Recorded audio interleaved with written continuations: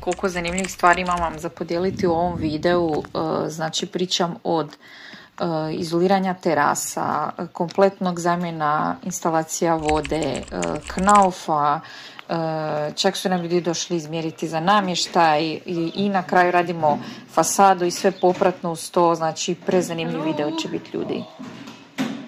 Na početku ću vam krenuti odmah s onim kronološki kako se događalo. Prvo je terasa, znači radili smo hidro i toplinsku izolaciju terasa, tu vidite rezultate. Došli smo iz Zagreba, evo sad pogledati kako se to odradilo. Da, super. Znači hidroizolacija i stiropor su zalijepili. Da, ja mislim da ga nisu zalijepili da bi ga definitivno vjetar odnio. Aha, ovdje su zatvorili pa su novu...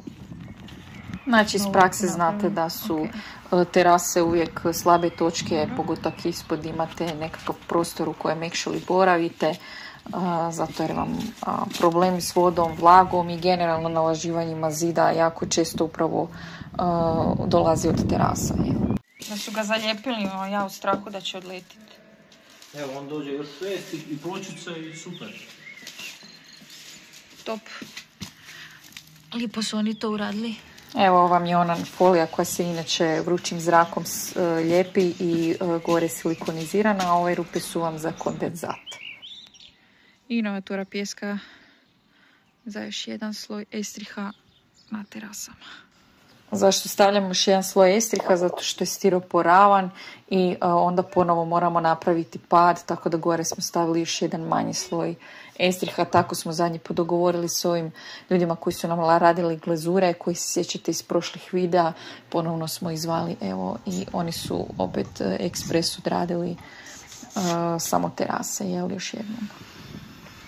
I evo, to je finalni rezultat. I evo određen drugi dio estriha. Znači drugi sloj. Jedini problem koji smo učili je sa hidroizolacijom. Znači tu kako je fino zabrtljeno, to je dobro, ali kako je bilo par dana kiše, ovdje zato što imamo cijev, nam kiša prolazi ovdje unutra. Jer vidite da tu nije zabrtljeno. Tako da to će se lijepo morati uraditi još ovako preko i zavrtiti. I onda će to biti dobro, taj dio, jer u ovaj dio ovdje ne pušta ništa, a ovaj dio je mokra garaža. Znači tu nam je suho i onda je jednom trenu prođe mokro jer prolazi voda. Nećete vjerovati koliko je važno da se jako temeljno i picajzlasto odradi hidroizolacija. Da, sad smo dobri.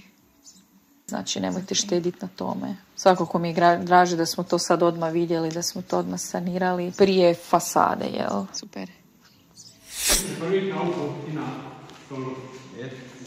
Onda smo u kuću donijeli i nešto namještaja, stolice, da možemo u miru divaniti, da radnici isto imaju gdje sjesti, što popit.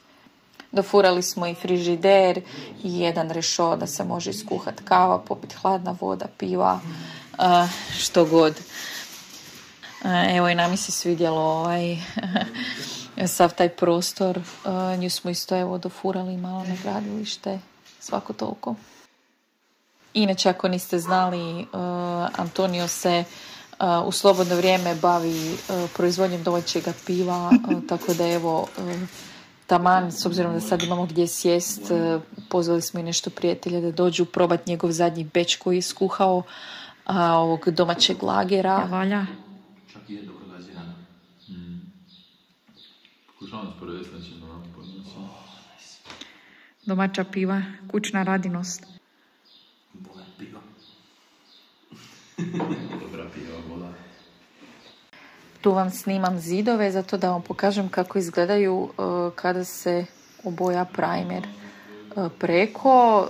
Znači to je impregnacija koju inače stavljate ispod kreća boje. Naravno, ovdje nije svugdje urađena, nismo još prošli boravak i nije prođen još knauf zidovi jer ih još nema, tako da svakako tu još ima posla, ali evo svekar je to odlučio i htio je da želi to sve proći, pa Evo, da vidite kako već sad po meni dosta dobro izgleda.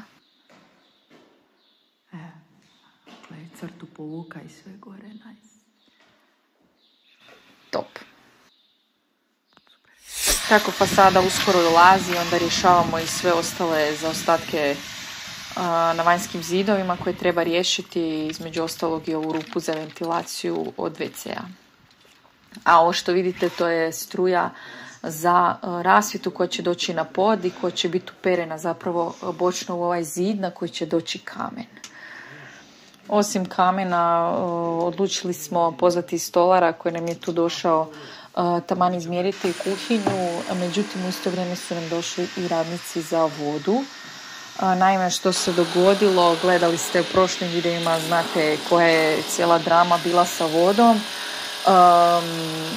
Jedan dan ja sam samo odlučila da pozovem drugog majstora na mišljenje i kada smo utvrdili da je zapravo apsolutno sve po redu krivo, u smislu da su sve visine manje više krive, evo tu vidite gdje ono znači na zidu da sve treba biti barem nekih 20 cm niže nego što je. Dao nam je ponudu da li bismo to spuštali ili bismo mijenjali skroz instalaciju i na kraju smo se odlučili na promjenu cijele instalacije. Zašto? Zato što je sigurnije i jednostavno i da sve bude u zidu, a i evo već tu na ovom prvoj glavnoj dovodnoj cijevi je utvrđeno da zapravo je već i tu curilo. Tako da evo, majstori su tu došli, razbili, evo vidite najkraćim mogućim putem kako je trebalo napraviti. Evo tu dovodna cijev ispod je bilo mokro, ovdje su je one i prerezali, tako da to nanovo urade i znači sve što ide u zidove su uradili ponovno.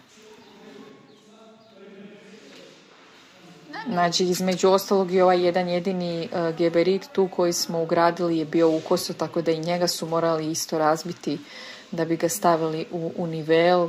Znači to je bila ta jedna stvar isto koja Antoniju zapravo bila nevjerojatna na kraju i koja mu je kap koja je prelila čašu i rekao je ok, definitivno sad moramo vodu promijeniti da bismo mirno spavali u toj kući.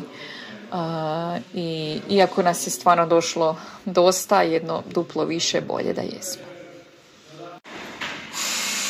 Znači ova rupa treba biti gurnuta do kraja. Treba biti bijelo ko što je tu gore. Treba biti bijelo ko što je tu gore. U biti da, znači svaki spoj curja je onda. Po tome. Evo, majstori su nam i pokazali, to je jedna onako dobra vesela ekipa i pokazali su nam evo na svakom mjestu manje više di su uočili da ovako cijevi nisu dobro nabijene ili stavljene, di su propusti bili zapravo.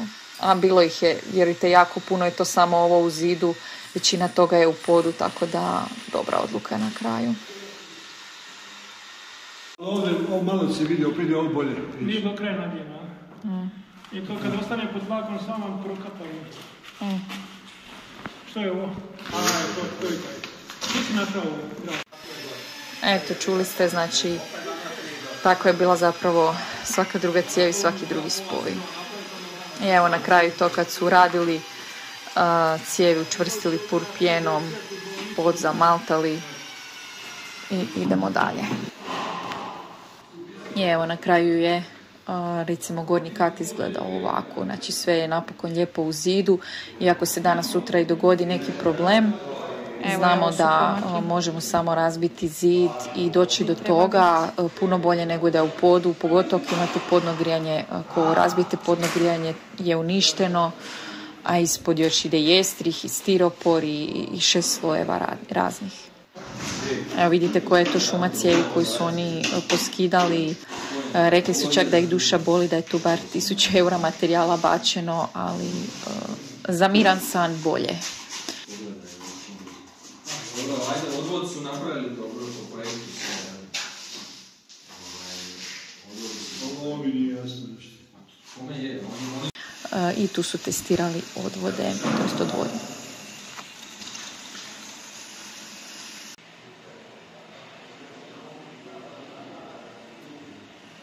Idemo dalje. Ali evo samo ako slučajno radnicima dofurate ovako stolice, dofurajte im i pepeljaru zato što ćete inače ovako čikove skupiti po podu. na strani gradilišta prema susjedu, podigao se zid, on je na međi i dijelimo ga sa susjedom, znači trošak pola-pola. A sad ovaj tamo dio gdje fali zid, znate šta vam je to? Sad ću vam ja objasniti šta vam je to. To vam se zove majstor. Kada, naime, majstor radi zid i onda naiđe na nešto što je tu, a tu je, sjetit ćete se, bio naš ormarić kojeg smo mi ispilali, i to ovdje smo ispilali. Znači tu su noge od našeg ormarića za struju, koji je by the way sada tamo dolje, kao što vidite, i koji trenutno napaja ovo gradilište. Drugo, i zapravo cijelo vrijeme od kad se grade jedna i druga kuća, zapravo taj naš ormarić napaja oba gradilišta, ali tu se nalazio taj ormarić i bože moj, ako je tu ormarić, ne može on dalje zid napraviti, to je to. Ne može. On je jednostavno stao i to je to. Nema veze što smo mi došli sutradan, maknuli taj ormarić. Oni su već krenuli betonirati dalje i to je to. Napravit će se ostatak zida već nekad. Kao što sam rekla, naručivali smo namještaj. Prva od stvari koje smo zapravo naručili je luster koji tu vidite da je došao iz Kine. Vidi Markica. Zašto iz Kine? Naručili smo iz Kine zato što su Kinezi proizvođači svakog lustera kojeg zapravo nađete bilo gdje. Tako da smo jednostavno odlučili od tamo naručiti zato da budemo, da jednostavno prođemo jeftinije s jedne strane, i s druge da imamo veći izbor estetike, jer ovo je onaj veliki gigantski luster koji će doći na sredinu galerije. Tu sad imate mali sneak peek kako otprilike izgleda, nismo ga cijelog otvorili, ali evo da vidite malo. U suštini smo jako zadovoljni i vidjet ćete u sljedećem videu, bit će super kad ga budemo namontirali. Čekamo strop od Knaufa da ga objesimo. Od drugih estetskih stvari išli smo pronaći kamen kakav želimo da stavimo na fasadu. Donji dio kuće dobrim dijelom će biti u kamenu. Znači taj nije loš. Da, jer je malo prošaran. Tražimo nešto što nije bijelo, nešto što nije jednolično, zato da nam malo podigne kuću. U međuvremenu sam išla provjeriti što je s fasadom. Gospođo, da se vam izvinjavam se, malo ja kasnim, malo sam i u gužvi, malo sve. Dobit ćete i nekog popusta od mene što ste me čekali, nema problema. Idući tjedan ja stavljam skill kod vas. U 2 velika projekta sam se uvalio i onda hvala što ste me čekali, materijal je spreman tamo i tako je to. Hvala, vidimo se. Izvođač fasade mi je jako simpatičan, pa ću vam tu podijeliti dalje što mi je snimio. Dobro jutro, gospođo. Evo, skidamo skill. Pa, gospođo, ovo vama ništa nije spremno za skile. Vidite, ovo mora biti od kuće vamo 1 metar, sve poravnano. Ne mogu ja ovo staviti skile, samo mogu prebiti nogu.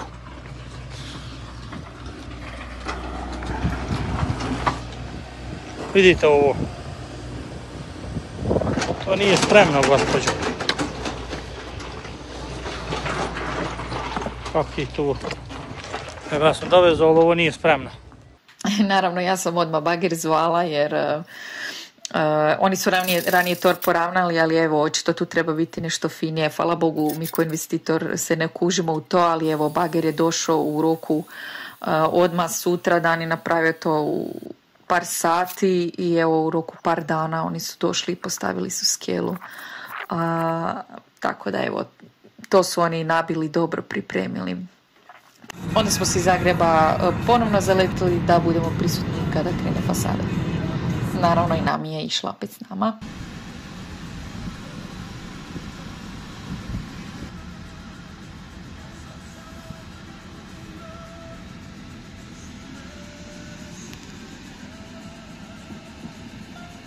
Dok se vani čeka fasada, iznutra je lagano krenuo Knauf.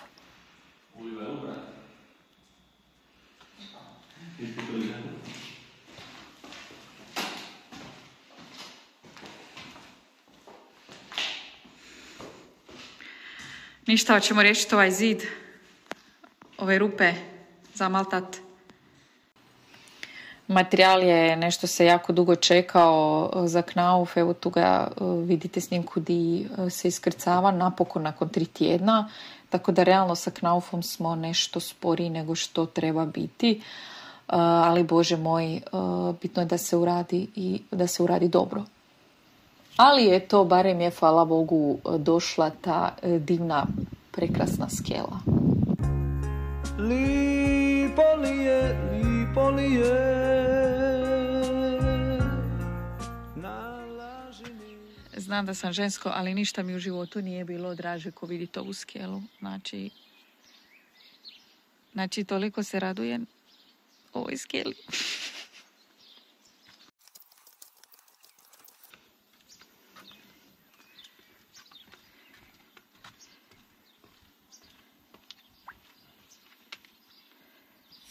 I onda je vrijeme i dalje prolazilo, ali evo ovo je što se otprilike pomaknulo sa knaufom dosta sporo. Tako da evo tu samo iščekujemo i da se taj strop napravi i generalno da se sve napravi, da možemo zapravo i ostatak instalacija provući. A i naravno da možemo napokon naručiti još i unutarnja vrata i podove. U našem slučaju knauf ide 2 ploče sa obje strane, takvi su nam svi zidovi. Unutra se puni kamenom vunom, znači prvo se radi jedna strana, onda se rade unutra instalacije koje trebaju u tom zidu biti i onda kad se ispuni kamena vuna onda se zatvara. Ali evo, sretni smo vidjeti bar da se evo formiraju lagano ti zidovi. Ide. Sporo, ali sigurno.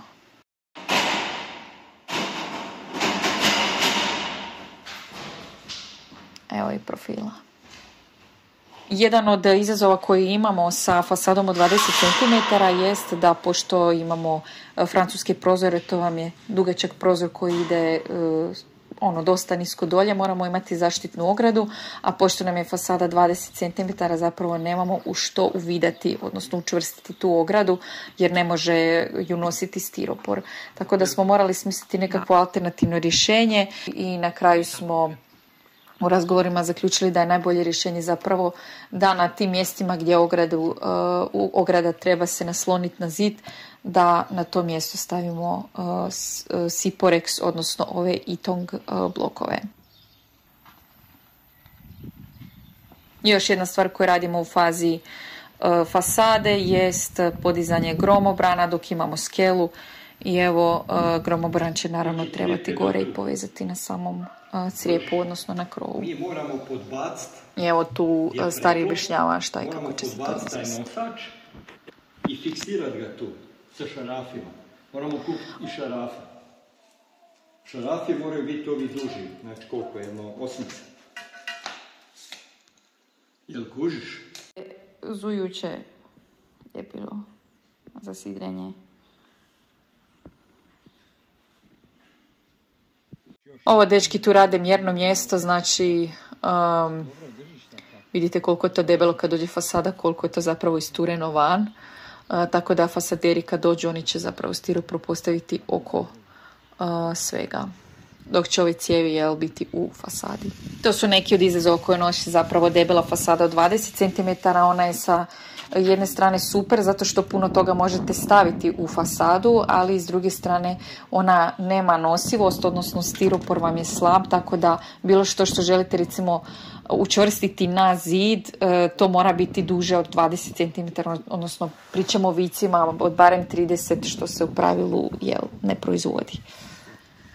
Tako da morate smišljavati nekakva druga rješenja. Evo ekipa radi. Do tak ja malo inspekcija tu kod susjeda. Vidim da su mu prozori stigli.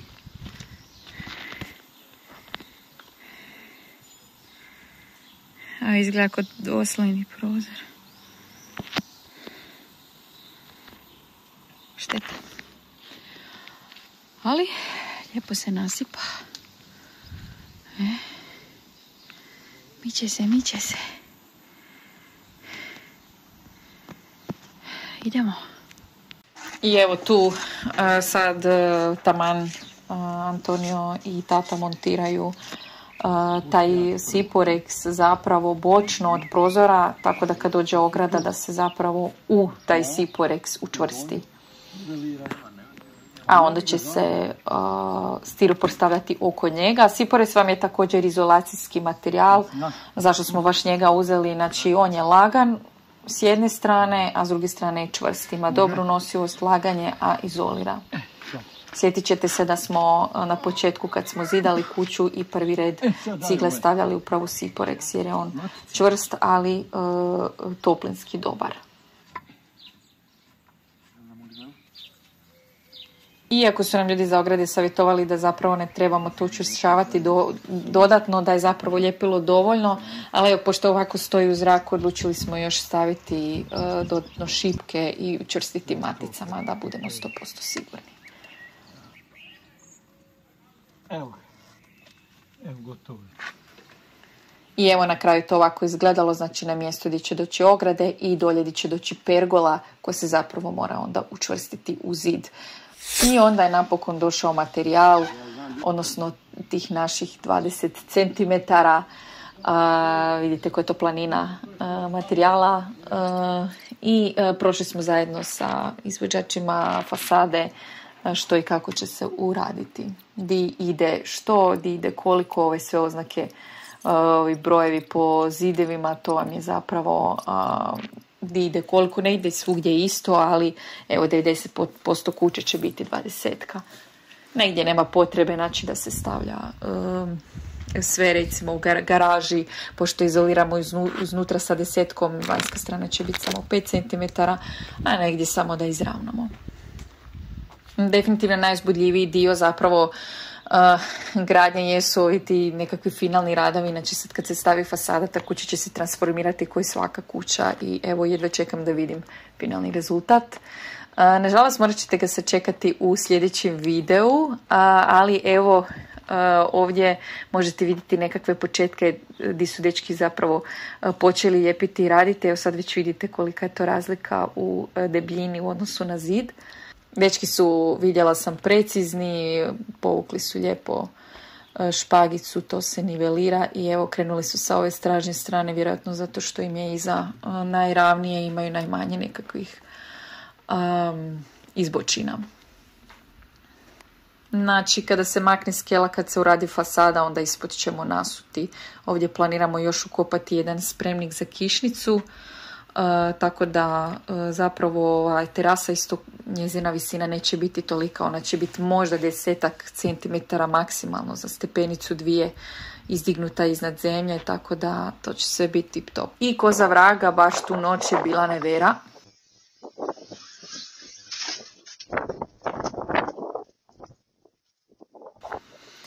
I pobacala nam je sav živi stiropor okolo po terenu, po cesti i onda evo vidite tu Antonija koji je u 10 na večer trčao zajedno sa voditeljem fasaderskih radova, pa su oni to evo ga preslagivali između udara vjetra i kiše. Pratite i dalje, znači Knauf i fasada finaliziramo u sljedećem videu plus znači sve ove fine lijepe stvari iznutra, radovi stolara i podovi, gazišta, ograde, znači ekipa idemo. Vidimo se, pratite jer stiže.